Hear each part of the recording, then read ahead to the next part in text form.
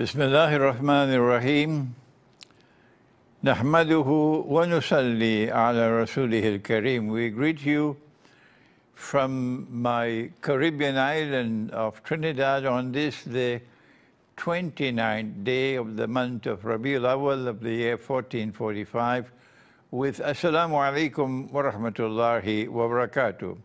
Several days have already passed since the war in the Holy Land escalated. And we have already made one comment so far, first comment on that subject. And today we want to continue to make a second of a series of comments we'll make on the subject, because every year a new generation of young people emerge, reaching the age of 17, and they don't know about what I have taught in the past. And so we have to keep on repeating and repeating, because people don't read books anymore. And our topic is the Quran, the Holy Land, and the Israelite people. The Holy Land, of course, is the land where the state of Israel is now located. And the Quran refers to that land as Al-Ardul Muqaddasa, the Holy Land. And so we prefer to remain with the name given to the land by Allah Himself, the Quran, in the Quran. And here is the verse where the word Holy Land occurs. It is in Surah Al-Ma'idah, the 5th surah of the Quran. And in this surah, chapter, it is Nabi Musa alayhi salam, the Prophet Moses, who addresses the Israelite people, and he says to them, بَعْدَ أَعُوذُ بِاللَّهِ مِنَ الشَّيْطَانِ الرَّجِيمِ يَا قَوْمِ ادْخُلُوا الْأَرْضَ الْمُقَدَّسَةَ الَّتِي كَتَبَ اللَّهُ لَكُمْ. Let me repeat that. يَا قَوْمِ ادْخُلُوا الْأَرْضَ الْمُقَدَّسَةَ الَّتِي كَتَبَ اللَّهُ لَكُمْ. بَعْدَ أَعُوذُ بِاللَّهِ مِنَ الشَّيْطَانِ الرَّجِيمِ. O my people, he's addressing the Israelite people, Banu Israel. Come on and enter the Holy Land, which Allah has written for you. This is this verse of the Quran, which is ayah muhkama, plain and clear as daylight. No need for any interpretation. That the Lord God has said, I have given this land to the Israelite people. Subsequent to the attempt to crucify the Messiah, Jesus, the son of the Virgin Mary, Allah's blessings be upon him, the Quran no longer uses the term Israelite people, Banu Israel, because the Quran says some of them believed in him and others rejected him. فَآمَنَتْ طَائِفَةٌ مِّن بَنِي إِسْرَائِيلَ وَكَفَرَتْ طَائِفَةٌ. Those who believed in the Messiah, and when they saw him crucified before their very eyes, they wept. The Quran refers to them as An-Nasara, a people who help Allah. An-Nasara, a people who help Allah, who say, Nahnu Ansarullah, we are the people who will help the cause of Allah. And they are otherwise known as Christians, but the Quran calls them a people who help Allah. And then those who rejected him, the Quran now refers to them as Al-Yahud, or the Jews. And these two people collectively are known as Ahlul Kitab. And so Moses is addressing his people, the Israelite people, and saying to them that Allah Most High has given this land, this holy land, to you. It belongs to you. So why is it that the state of Israel does not broadcast this 7 days a week, 24 hours a day? Why is it the New York Times and the Washington Post and the State Department Why don't they broadcast this verse of the Quran throughout the world? Why? What's wrong with them? Answer, they don't want that attention should ever be directed to the Book of Allah. They don't want that. They're scared of the Quran. They're scared of the Quran. They're scared of the Quran. And so now we bring the Quran to you. To whom does the land belong? Does it belong to the Jews? Or does it belong to the Christians? Or does it belong to the Muslims?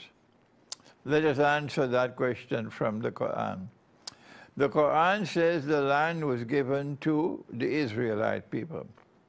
The Quran also says that Allah has placed blessings in this land for all of mankind. For all of mankind. So now then, if the land was given to the Jews, was it given unconditionally? Was this a bestowal of land unto eternity?